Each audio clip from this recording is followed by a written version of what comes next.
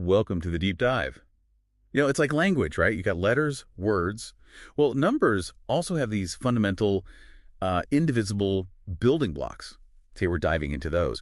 Prime numbers. We want to figure out, what they are exactly and maybe uncover why they're surprisingly so important. Yeah, it's interesting. Basically, all of the natural numbers bigger than one, they fall into just two main groups. Okay, two groups. So what actually defines these foundational numbers, the primes? Right. So a prime number, it's a natural number, has to be greater than one, and it has exactly two distinct positive divisors. Just one and, well, itself. Just two. Like, Say 5. It's only divisible by 1 and 5. That's it. Or 13. Just 1 and 13. That exactly two distinct divisors part is really the key. okay, exactly two. So what's the other group then? That's what we call a composite number. It's any positive integer you can get by multiplying two smaller positive integers together, which means, it has at least one other divisor besides just one in itself. Like 24.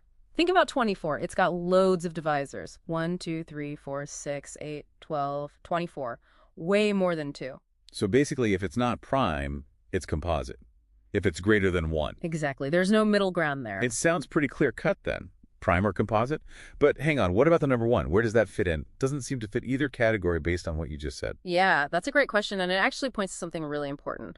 One is, well, it's neither prime nor composite. Neither. Why is that? Because it only has one positive divisor itself. Just one. And remember the rule for primes. It's exactly two distinct divisors. Right. One fails that test. And here's the really crucial bit. If we did decide to call one a prime number, it would actually mess up something fundamental. Like what? It would break the fundamental theorem of arithmetic. This is a cornerstone idea that says every composite number breaks down into a unique set of prime factors. Unique, meaning only one specific combination. Exactly. Take 60. It's always $2 times 2 times 3 times 5, 5. That's its unique prime fingerprint, The order might change, but the ingredients are fixed. 2 2s, 1 3, 1 5.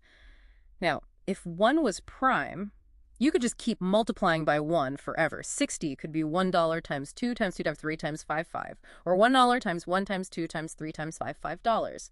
It wouldn't be unique anymore. The whole idea would kind of fall apart. Ah, I see. So keeping one out is necessary to make the unique factorization work. That makes sense.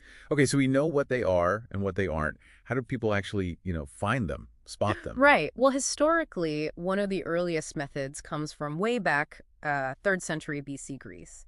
A guy named Eratosthenes. He came up with the sieve of Eratosthenes. A sieve, like for flour. Kind of. It's a clever way to filter out the composite numbers. You start with a list of numbers, cross out all the multiples of 2, then all the multiples of 3, then 5, and so on.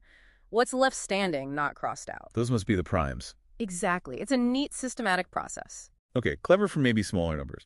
But what if you're dealing with, really huge numbers? You can't just sieve them on paper, right? No, absolutely not. For larger numbers, you need quicker checks. That's where divisibility rules become super useful. They're like little shortcuts. Shortcuts for checking factors. Yeah. Without having to do the full long division, they help you spot composite numbers quickly. Give me an example. Okay, so divisibility by 3. You just add up all the digits of the number. If that sum is divisible by 3, then the original number is 2. 126. 1 plus 2 plus 6 is 9. 9 is divisible by 3, so 126 must be 2. Okay, neat. Any others? Sure, like divisibility by 6. A number is divisible by 6 if it's divisible by both 2a and d3, so it has to be even, and its digits have to sum to a multiple of 3. Take 456, it's even, so divisible by 2, and 4 plus 5 plus 6 is 15, which is divisible by 3. So 456 is divisible by 6. Got it. So these rules help you quickly find some factors showing a number is composite. Precisely. They're practical tools. And all these methods, whether it's the sieve or these quick rules, they're really about finding those prime factors, which brings us back to that big idea, the fundamental theorem of arithmetic. Remember, it guarantees every composite number breaks down into that unique set of prime factors. Always the same primes, just maybe in a different order. 60s is always 2 2s, 1 3, 1 5. No other primes will work. That uniqueness is, well, fundamental. And finding that unique set, that prime factorization, you mentioned things like the division method or factor trees. Yeah, those are just systematic ways to do it. Like the factor tree, you keep branching down, breaking the number into any two factors you can find until all the branches end in prime numbers. The division method is similar, just repeatedly dividing by the smallest prime factor you can find. Okay.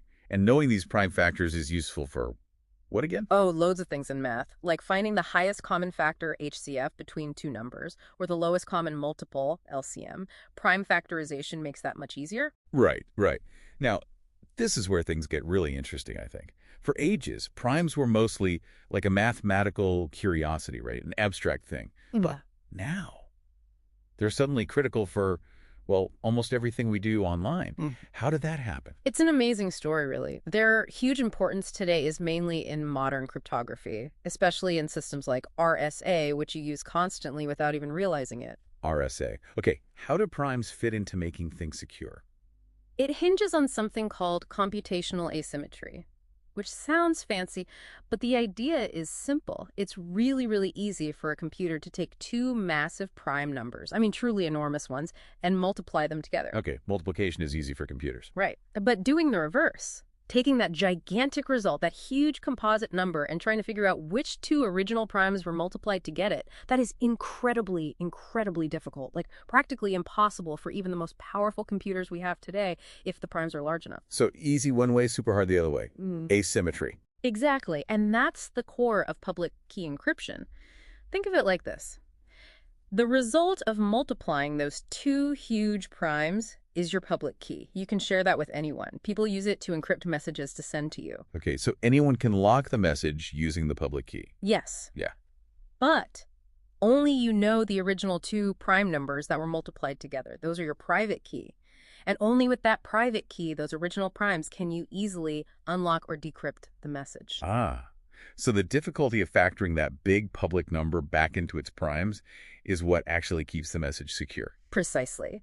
The security of so much of our digital world, online banking, secure emails, shopping websites, messaging apps, it literally relies on the mathematical difficulty of factoring large numbers. It rests on the properties of these prime numbers. Wow. So we went from primes as just these basic building blocks, these sort of atoms of numbers, all the way to them being the linchpin for securing global communication. That's quite a journey. It really is, from abstract math theory to indispensable technology.